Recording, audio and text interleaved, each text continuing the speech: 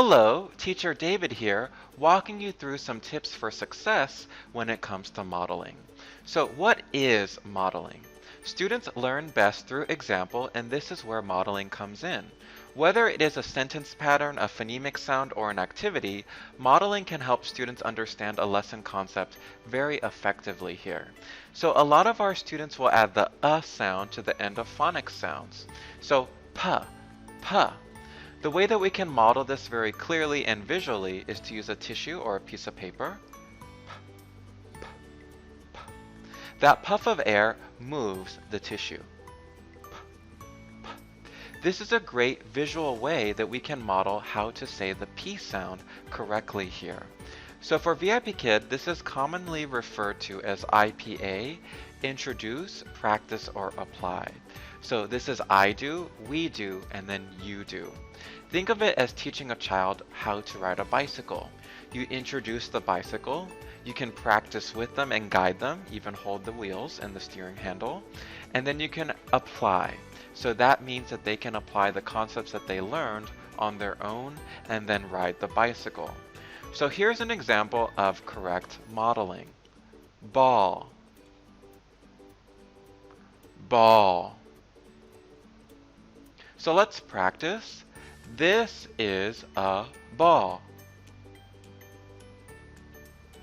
This is a ball. And then apply. What is this? This is a ball.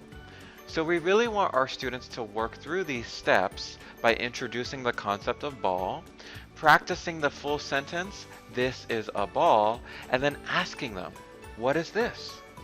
And then they respond with, this is a ball. Offering some support in terms of using a whiteboard or the chat box is a great way to provide those error corrections here. We also want to provide context for our students. This really helps it to become a more natural type of experience in the classroom. So if I talk about kicking a ball, I can go ahead and show some TPR for kicking a ball or show a picture of kicking a ball, either from my phone or a visual prop. This creates some natural context for the student to repeat that sentence here. We can also use the Socratic method, which is a series of asking questions to the student to first assess their background knowledge, model it correctly, and then practice the grammar point very explicitly here. So if I'm talking about will harm, I can go ahead and use a whiteboard to show this. So let's talk about will and then harm. So if I'm talking about harming the environment, maybe I can go ahead and crumple up my little tissue and then throw it. I will harm the environment if I throw my trash on the ground. Will you harm the environment?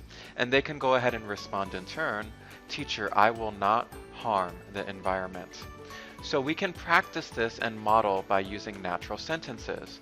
I will harm the environment if I throw my trash on the ground. How will you harm the environment? Yeah, you could harm the environment if you throw trash or other things on the ground. And then we can drill by practicing that grammar point explicitly. Make 3 sentences with will harm. He will harm the environment. She will harm the environment. They will harm the environment if they throw trash on the ground. So other ways we can do this are by offering more examples of modeling. So I like to do this by asking questions about different props or realia that I have around my house.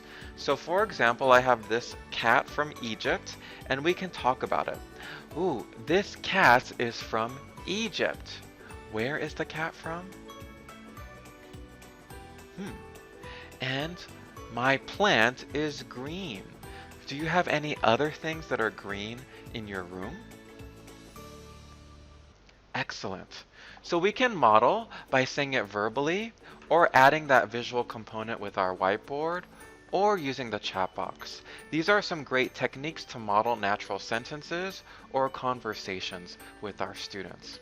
So I hope that these tips can really help you with your classroom and help you to be even more successful with your students. See you next time. Bye bye.